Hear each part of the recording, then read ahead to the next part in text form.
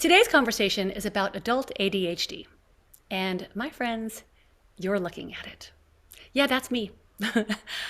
I've known all my life that I struggled with ridiculous things like walking in the house, putting my keys down, never in the same place, and pretty much never to be found again. I put my phone down. I don't remember where it is. I plan to do something at a certain time of day, and before I know it, that time of day has come and gone, and I haven't even begun to do it. Or, if you know me and you've ever waited for me, you know that I have a very hard time getting any place on time. I literally can wake up hours before I have to be someplace in the morning and get ready and have hours to get someplace. But with that extra time and the noise in my head and the squirrels that I chase, before I know it, I'm 10 minutes late. It's been like this all my life.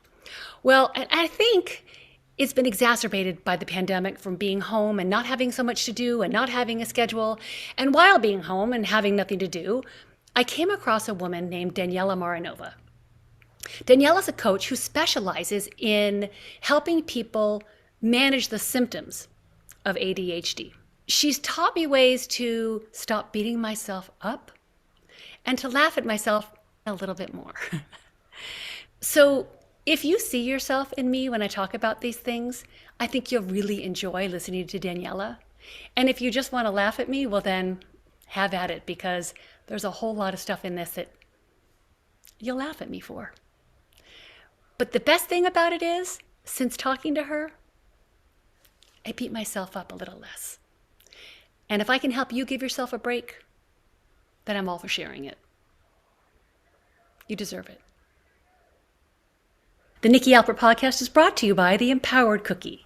These cookies are soft-baked, they're moist and they're chewy, and they're packed with gourmet, gluten-free and paleo, low-carb, high-fuel nutrition. Get empowered by making the clean, lean, healthy choice of the delicious Empowered Cookie. Go to empoweredcookie.com and use my code Nikki25 for 25% off your purchase. I promise you'll thank me. Hey baby, it's time for the Nikki Alpert Podcast. Come on, pull up a chair. We gonna have some fun.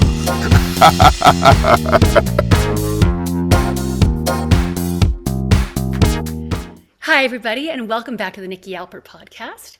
You know, I usually start by welcoming everybody into my virtual chair. But today I'm gonna invite you to spend some time in my brain instead of in my chair and give you a look into the world of adult ADHD. My very special guest is Daniela Marinova. Hi, Daniela. Hello. Daniela is a coach who specializes in people with ADHD and helping them manage their symptoms. She also has a BA in psychology, and she works in visual neuroscience because she's a brainiac. I reached out to Daniela because I was very interested in the coaching idea, which I had never heard about before. And I wanted to find out more about it and find out how it works. And then I invited her here to discuss that with us today. So Daniela, I am so glad to have you here and to talk about all of this craziness of ADHD. Thank you. It's very nice to have this discussion with you. And you're so good at the way you approach it, which is what drove me to you. You know, the way you sort of spell it out. I mean, I found you on the internet and your Instagram page, but your discussions or your videos about it are sort of they're very accepting and positive in the way you approach people like me who struggle so much. And we always think of it in such a negative way. But you are always smiling about the lovely things about people like me. And thank you. You're welcome. I mean, I do think it's just the best way to approach a condition like that. And not just that, but anything that can be viewed in a negative way. This is basically why I like adding humor to it, because when you make things accessible to people through humor, it's a lot easier to then get a message across. Absolutely. And I can tell you that based on how much I annoy people I live with and how they come at me with it all. But let's start at the very beginning of all this for some people, because literally until I was kind of diagnosed, I didn't even really know what ADHD really was. So let's tell people, can you please tell us? I want you to say what ADHD means to you, and then I'm going to say what it means to me. So tell me what ADHD is. Right. So if we have to look at it scientifically, it's basically a neurodevelopmental condition, which is characterized by impulsivity and hyperactivity and also inattentiveness. But this is like the scientific explanation of it. I think what a lot of people would rather hear to be able to imagine it is if we're able to like express it figuratively. And I find that like a good way to do this, that it's accessible to people who don't just have it, but other people who want to find out more about what ADHD is and what it feels like, which is the important part. Is I don't know if you've ever seen Pirates of the Caribbean, but you know, Jack Sparrow has this compass, which is a very special one. And like this compass never really like, it's kind of useless for the common man because it doesn't actually point towards north. It's a compass that points towards what you really like intrinsically desire, right? So if you imagine having ADHD, it's like a little bit being given that compass, right? And everyone else in the game is given a normal compass that points north, right? And your task is to find north, right? And you just have this thing which is now pointing in a different direction depending on what you feel like you want to do and have in that very moment. So it's kind of useless for reaching a destination of your choice. But it is very helpful to like take it to things that you actually want to do, right? And then basically my role as a coach is to come in and kind of teach the person who has this compass that this compass can be extremely useful for getting what they truly desire. But also if they do actually want to go north, they can stop looking at the compass, accept that they have a faulty compass, and then kind of look around them and start navigating themselves by, say, where the moss is located on the trees, or what's the moon crescent looking like, or finding the North Star, and kind of teaching them all these strategies that can also point them towards that direction that they want to go. Well, in this case, north, right? Yeah. Okay. I love that because first of all, it's funny. And like you said, the funny approach makes me not totally turn off and not want to hear any of it, because that's what I think people like me do. And I guess that's sort of the all or nothing approach, or the all or nothing behavior that we do. As soon as it's somebody saying, you know, you have an issue and it's really bothersome, or let's try to fix what we do because you get so scatterbrained. But the idea that my compass might just be broken, but there are other ways to find or to get north, makes it sound so much more approachable, instead of all of a sudden me turning off and thinking, listen, I suck at this. I know I do. Don't talk to me. I don't want to fix it, because that's how I get. And it is a beautiful description. And I will probably use that later on in life. So thank you.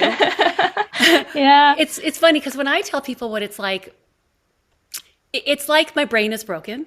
And unless, like completely broken, unless it's something that I am truly interested in and loving to do, something that brings me great joy to do. And, you know, paying my visa, there's no joy there. Doing the paperwork for my taxes, no joy. Even sometimes for me, working as a hairdresser, going to the hair salon and trying to come up with 14 different colors for new clients, it gets so overwhelming to me. And then I wait till the last minute, and then I can't find the moss on the trees or the crescent moon because there's so many squirrels in my head. But that's what it's like, you know? It's like chasing squirrels all day long. It's terrible. Yeah, I've heard it being described as, say, if you were a cat and then you have 100 people like pointing a laser, but everyone's pointing a different laser, and you're just like trying to look around and like chase one, but then there's another one that comes straight away. Yeah, it's like you're swatting. So this is perfectly illustrated when you're actually trying to clean your house and you have ADHD. Like, this is not to say that it doesn't happen to other people, but it does happen excessively for people who do struggle with inattentiveness and hyperactivity, because one moment you're like, oh, I need to clean the dishes, and then as you're about to start, then you're like, oh, I've forgotten to buy like fairy liquid, so now I need to go to the shop. As you're in the shop, you realize you're also lacking I don't know, Bread and eggs and yeah, and then at some point you're cooking, and then you're like, oh, I was but gonna say, I got bread and eggs. I'll make a cake when I get home. Oh my god, I just made the kitchen more dirty. Oh, it is an endless cycle of swatting and creating instead of doing what you need to do. Yeah, you're like chasing one thing after another, and it's just this decreased ability to Get shit your done. attention. Yeah. Okay, exactly. so I'm not sure if I told you this, but if I did, bear with me. So I always knew that I would come home, put my keys down, and not have any idea where my keys were. Put my phone down, can't find my telephone. Stuff like that. And everybody always teased me about it. And at work, I would get teased when I would leave my keys in the cabinet, and when I couldn't find something, and people were like, "Gee, Nick." And one day, only about like 4 years ago, I had a new client. I'd spoken to her on the phone. We talked about her color. She comes in, she sits down. I give her a hug. We're talking about her color. I'm like, great, we're ready to start. I walk her to the back to change and get coffee with my assistant. And I'm like, I'm going to mix your color. And then I think, oh, shoot, I forgot my keys. So I go back to my station in the front of the shop. I get my keys, I go back, I mix my color. She's in the chair, she's drinking her coffee. I wheel my color cart over, and I'm like, oh shit, I forgot my brushes. So then I'm right back. I take my keys and I go up my cabinet and I get my brushes out and I come back. And then my assistant comes chasing after me and he's like, Nikki, your keys. You left your damn keys in the door again. I'm so tired of chasing you around with your stuff. And my new client, Diane, is laughing hysterically. And I'm like, what's so funny? And she says, well, you remind me of the children I work with. And I said, oh, I don't know what you do. And that's when she says, oh, I'm a special needs teacher. And you're like, shock. What do you mean? And she says, well, Nikki, you have ADHD. And I was like, what? I know what ADD is, and now I know they're the same thing, but yeah. right? I didn't know that then. I said, well, what is ADHD? And she said, attention deficit hyper disorder. And I was like, oh, that sounds like me. And then like everybody in the shop was like, sounds like you. You're the picture of it in the dictionary. Sounds like you. That is you. We all talk about it. You don't know. Everybody. And I got home that night and everybody was like, yeah, duh. Okay, but to make it worse, my next client that day was my endocrinologist who I've known since I was 18. So now it's 39 years. It's been a long time. And he comes in, I'm like, oh, Mitch, this is Diane. Diane, this is Mitch. Mitch, Diane is a special needs teacher. Diane, this is Mitch. He's my endocrinologist. I'm like, hey, Mitch, Diane seems to think that I have ADHD. And Mitch goes, yeah, duh. You do. What? So I can't say that I'm formally diagnosed, but I know that, like you said earlier, so many people struggle with this type of thing. Not all the time, like people with ADHD or ADD. But do you also work with people who just have a hard time getting stuff done, or do you strictly work with people who have ADHD? No, so you don't need, well, I don't ask people to be diagnosed in order to work with them. I try in a way not to approach them as this is a person and they have a label of ADHD, hence I'm going to work with them. So the way I approach things is like someone comes to me and they're like, I struggle with this, this, and this. And if there are ADHD sounding symptoms, then I'm very happy to work with them. Usually it would be around setting like a goal of something that they would like to achieve, or they have an idea of something they would like to move towards, a skill they want to develop, an attitude they would like to have towards their ADHD. Sometimes it's about understanding their ADHD better, understanding the behavior. So yeah, no, you don't need to have a diagnosis. Why is a diagnosis so hard to have, to get? It's quite tricky because the health system kind of makes you jump through the same hoops that are actually the hoops that are handicapping you when you have ADHD. So in order to get a diagnosis, you need to be quite good at organizing yourself, to be very, very good at following up with doctors, following up with people who are referring you to those doctors. And this is generally not something that I would call a strength for people who have ADHD.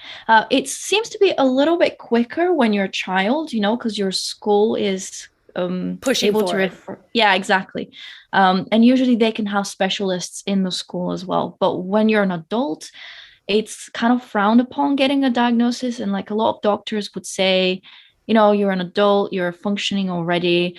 And God forbid you actually have any sort of achievements or you're like functioning well, then They say you don't use need that. Yeah, they use that as like an excuse, not as an excuse, but sort of like an explanation that you don't have it, or as like a proof that you don't have it. Right.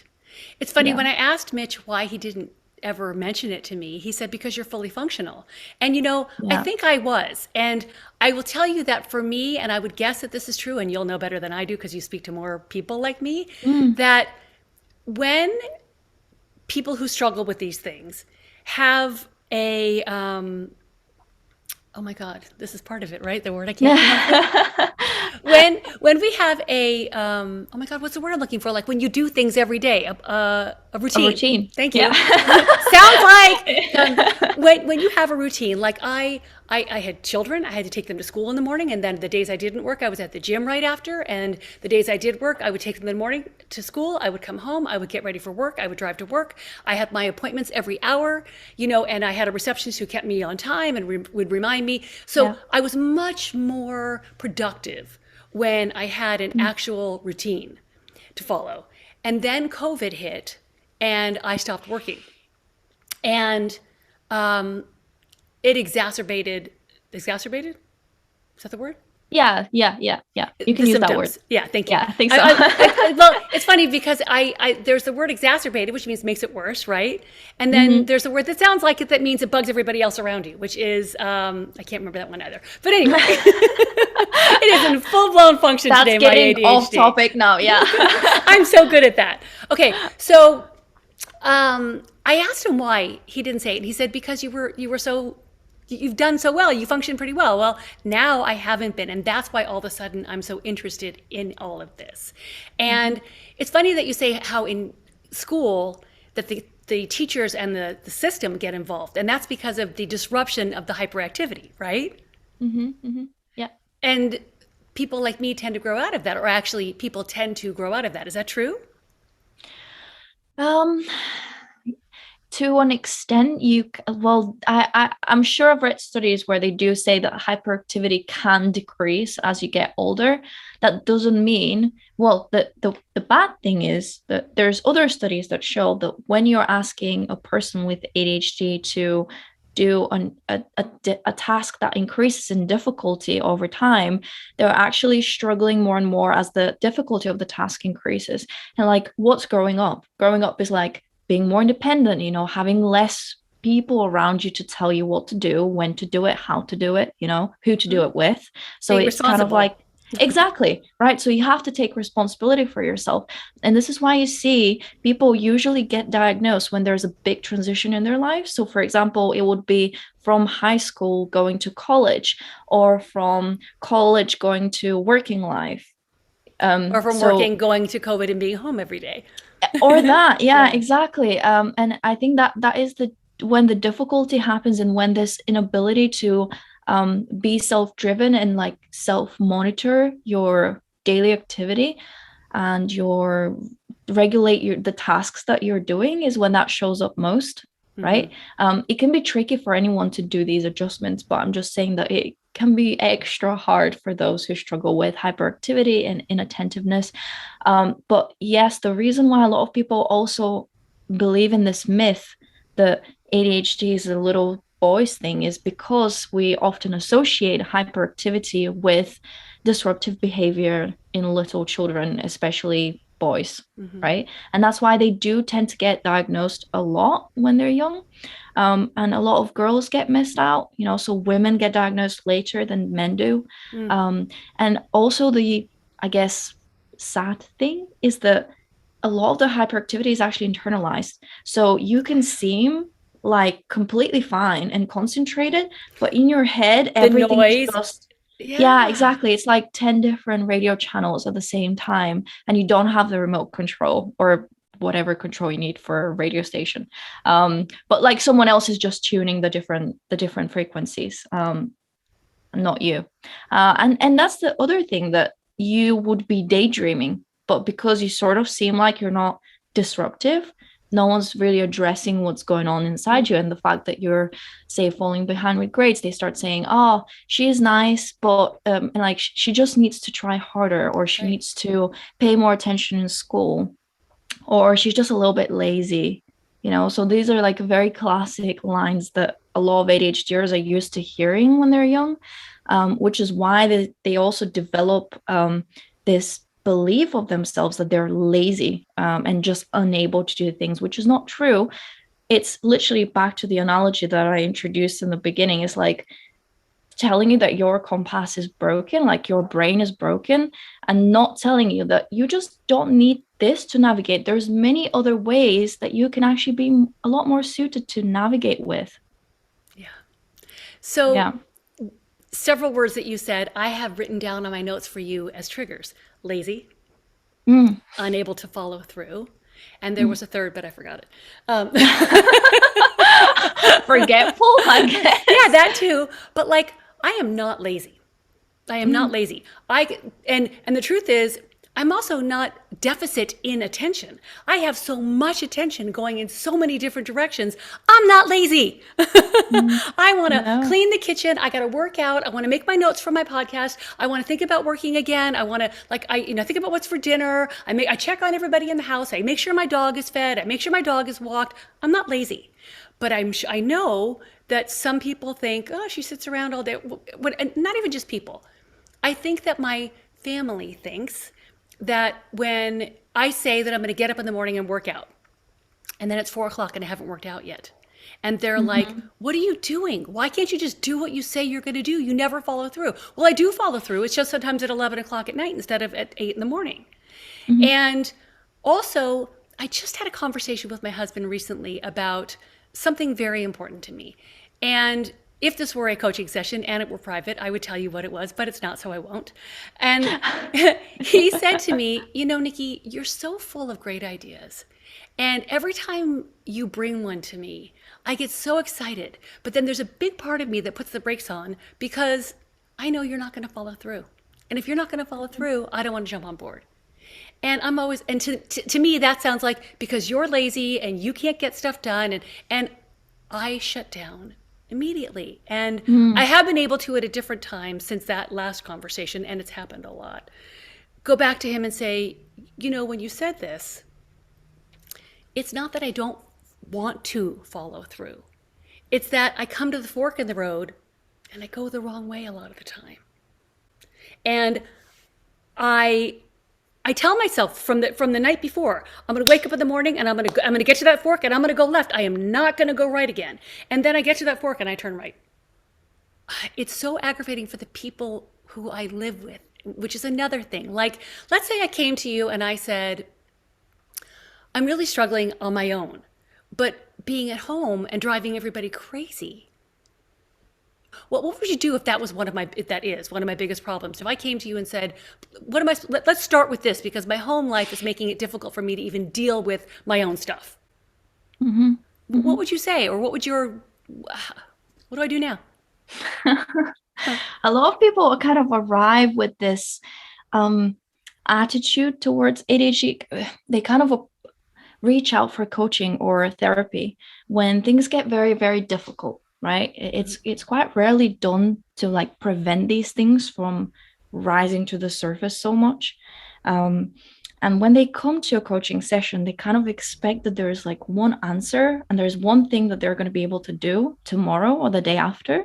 And then the problem's just going to disappear. So they have a very unrealistic expectation of how their life can be managed. So if that was a situation, so what's actually the problem? Can you paraphrase it for me?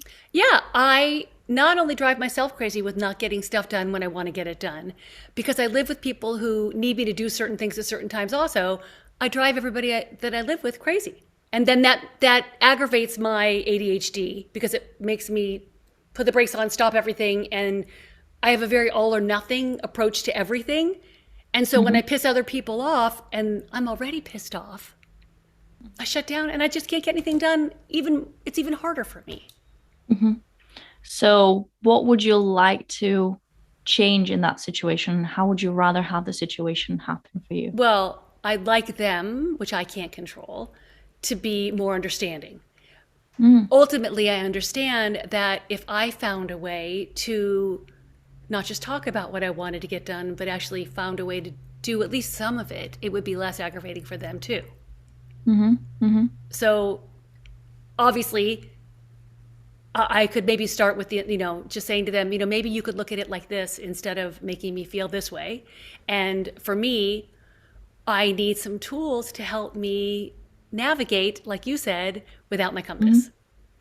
So I think so far you are actually doing pretty well in terms of understanding that the beginning of it is, well, first of all, you need to be able to accept that you do have ADHD.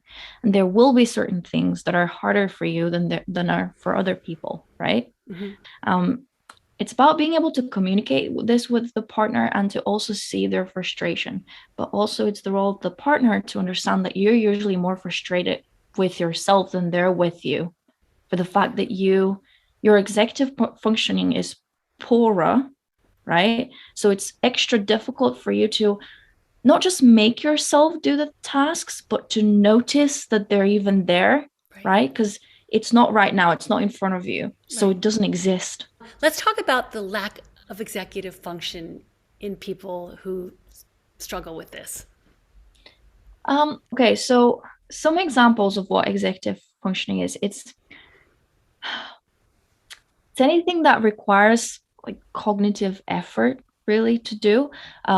Being able to have a goal of I'm going to do this task and then being able to go and do it. Having multiple tasks and being able to say, okay, this is the most important one that I'm going to do first. While you're doing a task, being able to track the time that's passing, being able to know how to get yourself into it, how to get yourself out of it, being able to understand that there's transitioning times and prepare yourself for them. Okay. In your mind, do you think about these steps, or does that just roll easily for you right through it? Like, oh, this is the most important, I'll do this. It feels like I've been doing this for a while. I'm in a pretty good place. I'm just going to go to the next thing. Is that just how your brain works? No, I would say that it's definitely not how my brain works, even though I'd say I'm more neurotypical than neurodiverse, I guess. But I would say that the difference there is that for those with ADHD, it is extra difficult than it is for me, probably. Okay. So yeah, it's this process of creating a plan, following through with a plan, being able to regulate and adjust to changes in plan as well, which is quite tricky for some people. Or another thing that's very common is they would have one thing happening in the middle of the day, and throughout the beginning of the day, they don't do anything. Yep. Right? Because they're like mentally preparing for that one appointment. I got to be there at 3:00. And so all of a sudden it's time. And then it's 3. And this is like learned overcompensating, by the way, because you're so used to missing appointments, going to the doctors on the wrong day at the wrong time, that you're just so hyper focused onto getting this one thing right. And usually that also doesn't happen. Right. Yeah. It's funny because you talk about how there are days that it's harder for you. And for people like me, it's hard every day. And it's funny, a lot of the things you talk about I don't do, but I guess that doesn't mean that I'm not ADHD. It just means that's not one of my things, right? Yeah. Okay, so that's why it's a bit of like a spectrum as well. And you have different type of presentations. You have like inattentiveness. You also have like hyperactivity, like being jittery, being restless. Like some people, like some ADHDers will have the restless leg syndrome, like they constantly have to be moving, they're jittery all the time.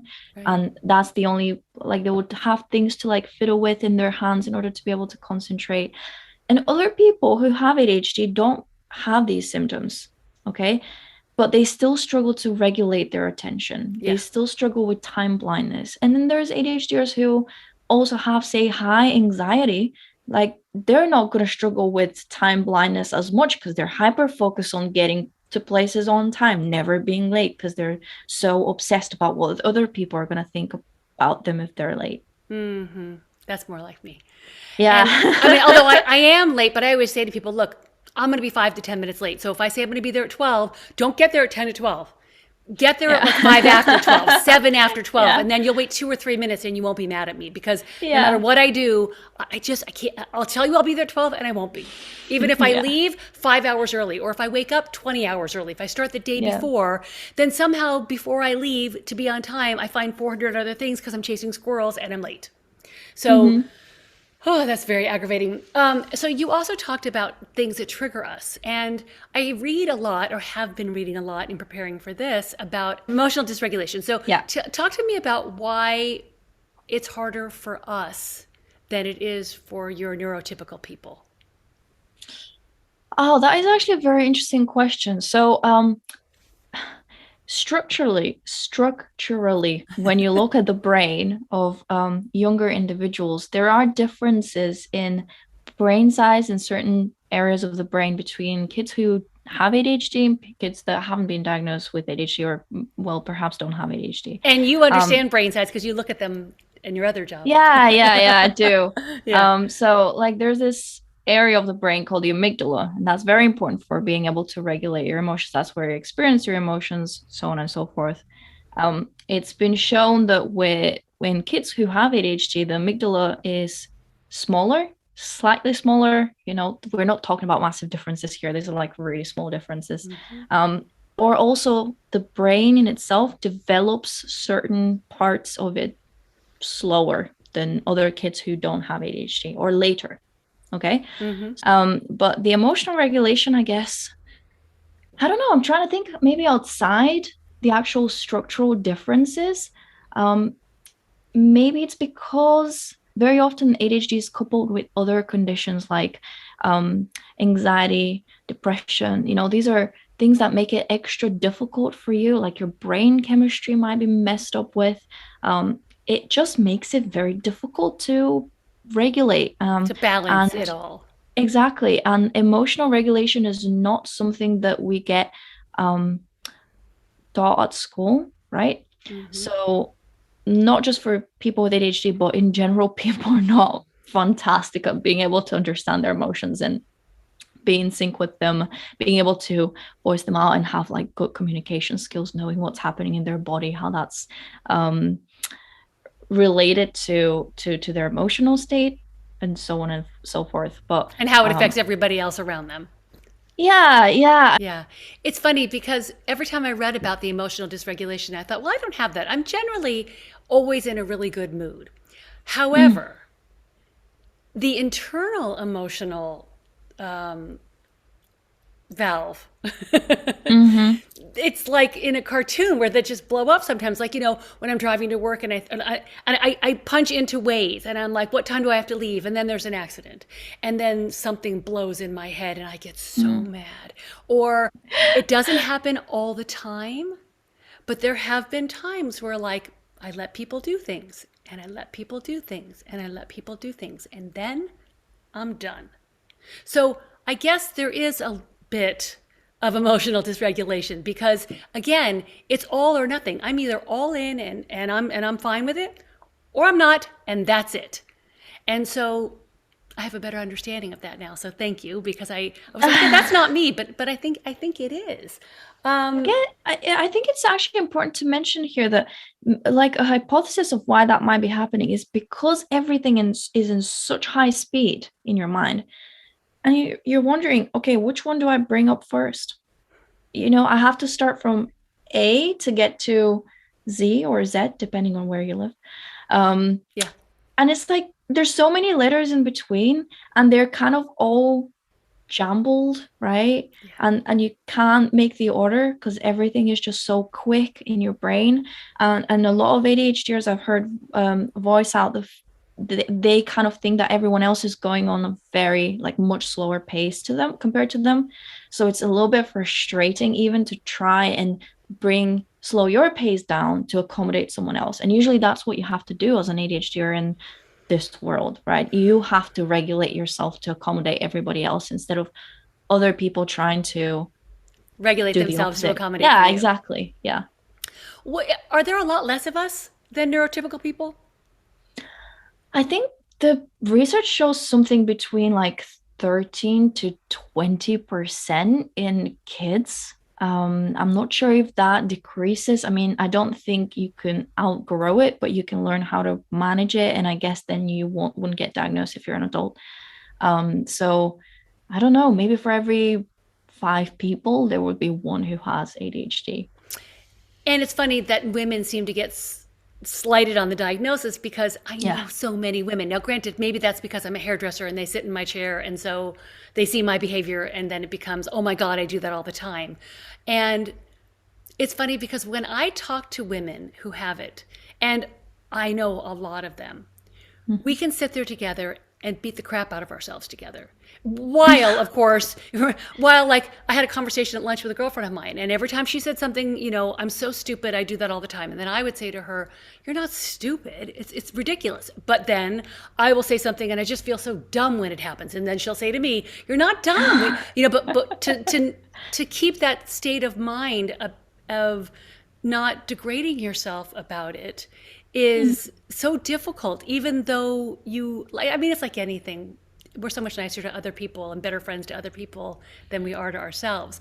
But I think the idea of getting a life coach, and especially somebody like you, who you almost describe a lot of it as, this is not your word, but like a superpower. Like there are things Yeah. you're great at. And I think you could help me focus on the things that I do well and taking what makes me do well in those areas and trying to find ways to bring it into the areas that I struggle with. Yes. So, I think if I came to you, you know, after our first session, and you know a little bit about me now, and I said, so do people pick one goal at a time and then just keep working with you, goal to goal to goal? Is that how it's done, basically? No, that would be ideal, but people come and they basically offload the problem to you, right? And that's why I kind of try to use the first few sessions are basically for the person to be able to be, for us to develop like rapport, for you to know that you can trust me to voice out your problems, that I'm here to listen. I'm not here to interrupt you. I'm here to ask you questions to actually, it's like, if I can give this analogy of like going into a room and I just turn the light on and I'm like, okay, show me what's in the room now, right? Mm-hmm. You guide me and you show me. I'm just going to follow you. You just tell me what bothers you about what the people that you have in your life, the job that you have, or the routine that you have or don't have. And then, you know, we go into a different room and it's like, what do you want your life to look like next? Like, what is it that you like your relationships to be like with people, or your care towards yourself to be like? And a lot of the times people don't know the very end result, but it's about spending time and giving them the opportunity to talk. And when you do give people opportunity to talk, they do speak a lot, right? And that's a good thing, because usually a lot of people have this communication where it's like, how much can I say, rather than I really want to listen to what you've got to say, because we all have limited time. Right. Okay. But as a therapist or as a coach, you're there as a mirror. You're kind of like not a person, you're a mirror for them to reflect in and to be able to have this me time, right? That's why I call it space for coaching. Like it's a space, right, that we create for you to like voice what you want to talk about, what bothers you, what your aspirations are. And then we start to tailor little goals, right? So behind that goal, we'll need to find what the intention is. What is the motivation? So a very important thing when people come to talk to you to voice their problems out, and they say, oh, I keep doing this and my partner is very upset with me and I just want to change it, right? It's so important to not rush into giving them a solution or to giving them just like any way to solve the problem. The role of a coach is to understand why, first of all, this behavior is problematic for the person. Why is it bothering them so much? Who told them that this is the way things should be? Okay. And to help them understand, if you remove this behavior, what are you going to put in place instead? What do you lose when you do that? Because there is a loss, and that can be to your spontaneity. It can be to your the time that you spend spontaneously with different people, which is a lot of ADHDers are very social, exactly. And they charge up from other people and they like being around people. They're great at like making relationships. And like you're saying, because like your role being a hairdresser, this is constantly talking to people, right? And you Love it. yeah, exactly, right? And it's like if someone took that away from you and said, like, right now, I'm just going to give you a very rigid schedule and you're no longer able to have this, even though for like the hustler, average person, that might seem perfect, does that really suit what you really want? No. Yeah, no. Yeah, so it's like my role is to make you understand what would you lose if, and do you really want to lose it? Are you ready to sacrifice that? Is there an alternative that might suit your needs as well as the people around you? Right. Mm-hmm. So I think what you're saying is that in the space that you give us for coaching, you give us a place to A, not beat ourselves up in, and instead Yes. be heard and supported with everything that comes out of our mouth, whether it is crazy sounding or angry or frustrated and all of Mm, that. And then because you listen and there's space, that it allows us to not just be listened to, but to hear ourselves also. mm. Right? Yeah, absolutely. And then when I would tell you that I would really like to be able to make a plan just for tomorrow and really like maybe not do 400 things on my that are usually on my list for the day, but like I go to bed every day, and it's funny because I saw you did a TikTok on this where it's like every ADHDer is going to get up at 5 a.m. and work out, and then it's 11:30 and we're still in bed. And Yeah. I'm not in bed because I have a routine, because like you said, many of us have other things like anxiety and OCD, and I have those things. But then I can get on the computer, and instead of working out and doing whatever, it's now 2:30 and all I've done is been on the computer and have my routine in the morning. Sometimes when I'm sitting on the couch thinking about what I should be doing and how much I don't want to do it, I can sit there thinking about that. Yeah.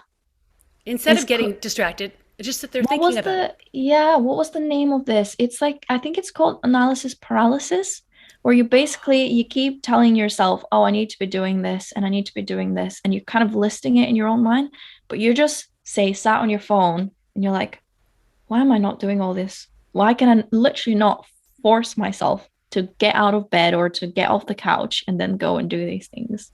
So usually when you present yourself with too many choices, it becomes overwhelming for you to pick which one to do. But I've actually heard a very interesting technique of for getting out of it. So actually two of them.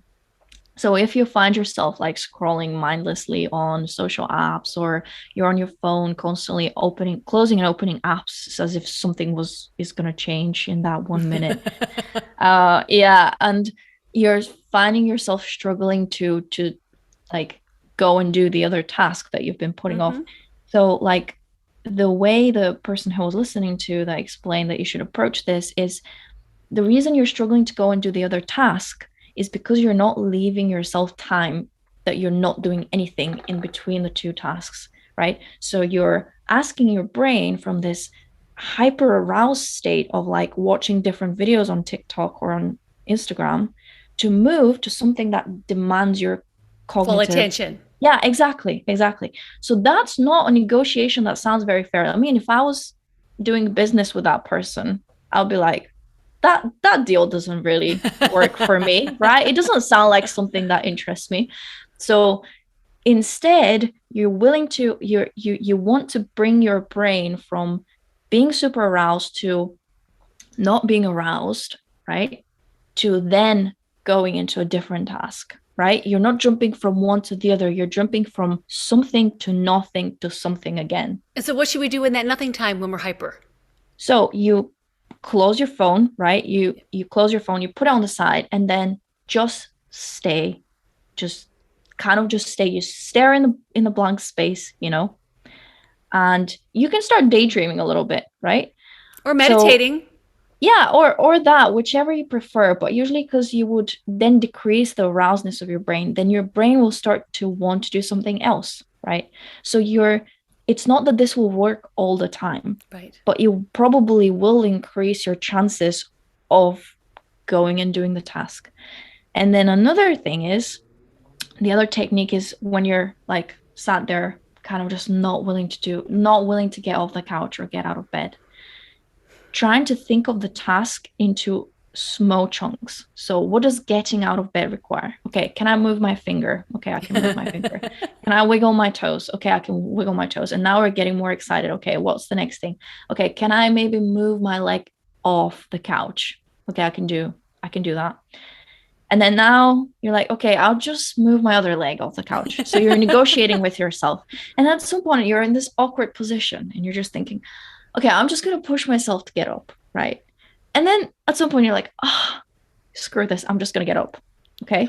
And then go and do your other task. Again, it will not work all the time, but Right. we're not aiming for perfection. We're aiming for progress. Yeah, because even neurotypical people are not perfect. And I think, like you said earlier, progress is the idea. And perfection is not ever going to happen. And whether you're neurotypical or ADHD, you have good days and worse days and terrible days. Yeah. And so I think we all need to just realize that be kind to yourself, don't beat yourself up, do the best you can, and small baby steps. I mean, nothing is built in a day. Or that's not the saying. I think it was Rome. Rome's not built in a day, yeah. I understand that, as I think everybody does, when we're not in the heat of, I can't get off the couch and do it. I just can't do it. Yeah. But the key is to maybe find a coach who you see weekly, who continues to it's the massage that accountability muscle. for sure. Yeah, exactly. Yeah. Yeah, well, I'm going to have to remember that because I will, and I'm gonna use this when I wake up tomorrow morning and decide not to do everything at once, but just see how much I can get done in the day. Just see what I can do. Yeah, allow yourself to have something that I try to kind of preach a lot to people I work with, or just to my audiences in general, is make sure that you're having fun. Not this is not to do with like the tasks that you have to get done. I'm just saying, like, having fun, incorporate fun into your daily routine, because fun is very important for bringing your dopamine up. Yep. So you're far more likely to do tasks that feel dreadful to do when you have been charged by gone out and seen a friend, or doing a hobby that you really like, listening to music, listening to podcasts that you enjoy, just anything that just lifts your mood up. And that's what life is about as well. It's not about always getting things done and always being productive. It's about learning how to have the skill of enjoying and having fun and really carving that space out for yourself.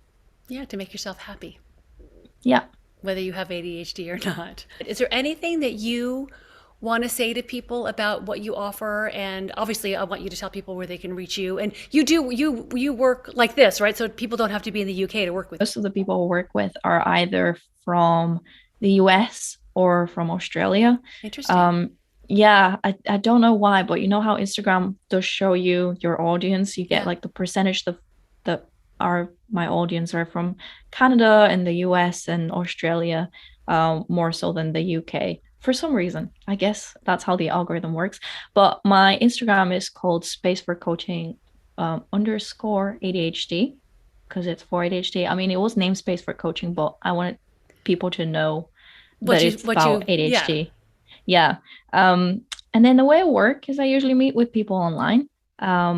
They book a session. There's like a link in my bio where you would go and book a session with me. And then we discuss what you want to work on.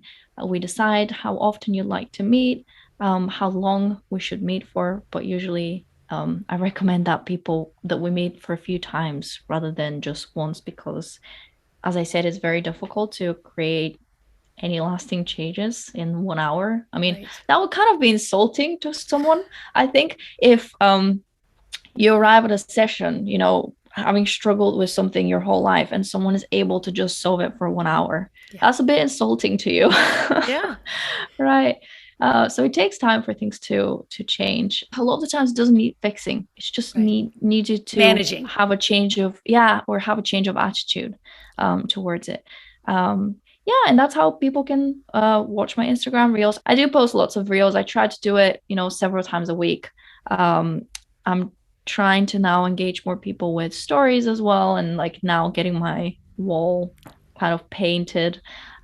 So yeah, I mean, Daniela painted her wall for our conversation today, that beautiful blue color. And then yesterday during a session, she almost asphyxiated in the room because she forgot to air it out. We had that conversation before we started this. Yeah. I will tell you that if you watch Daniela's Instagram, and if you are like me, you will see yourself in every single post she makes. But better, you won't feel bad about it. You will laugh about it. Yeah. And I have to tell you that I think that's why I wanted to talk to you, because who wants to sit around and be sad about what's already difficult? And your approach, the way that you are so positive, and the way you see and treat the dysregulation or the dysfunction, whatever anybody wants to call it, that doesn't sound good. Yeah. It just sounds like something that is doable.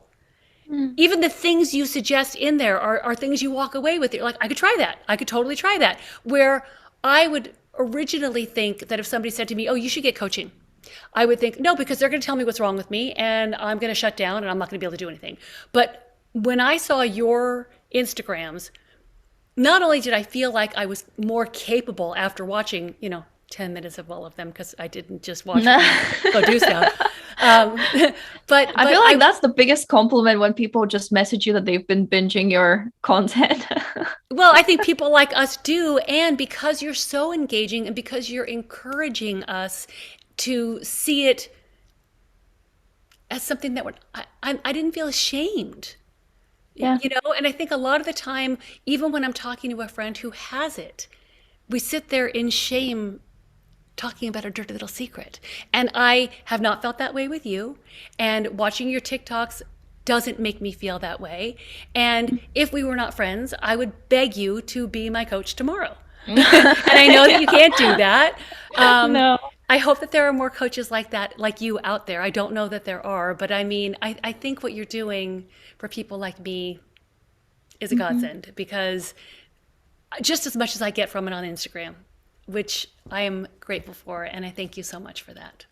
I am very appreciative of these kind words, and obviously this is what keeps me going. And I also hope that the Instagram page that I have is a space for people to, comment under the videos and kind of be able to see that they're not alone in what they're experiencing, and it happens to other people, it happens to other ADHDers.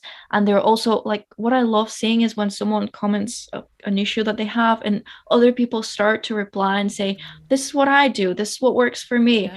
And I just think to myself, oh, this is just gold. It's great that people can support each other like that, and it's a positive aspect of social media. Yeah, absolutely, because there's a lot of negatives. But like you said, it's kind of like a group session if you do read the comments, because you feel so less alone. And I have gotten ideas from other people in your comments as well. And so, by the way, ADHD or friends of mine, if you're not scrolling through other people's comments and things, I highly suggest that you do, because you will find other people who speak your language.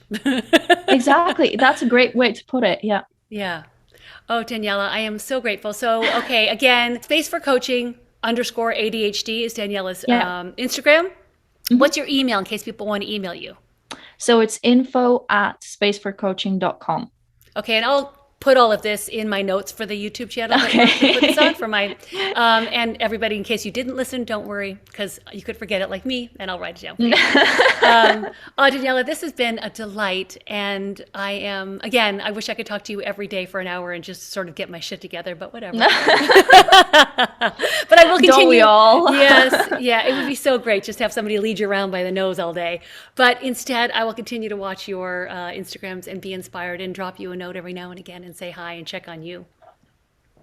Thank you. Thank you so much for having me. I really appreciate you reaching out, and it's been very lovely to meet you and to, have our previous conversation and have this podcast episode recorded. And yeah, I think I've just really been charged with your energy. Well, thank you for that. You're welcome.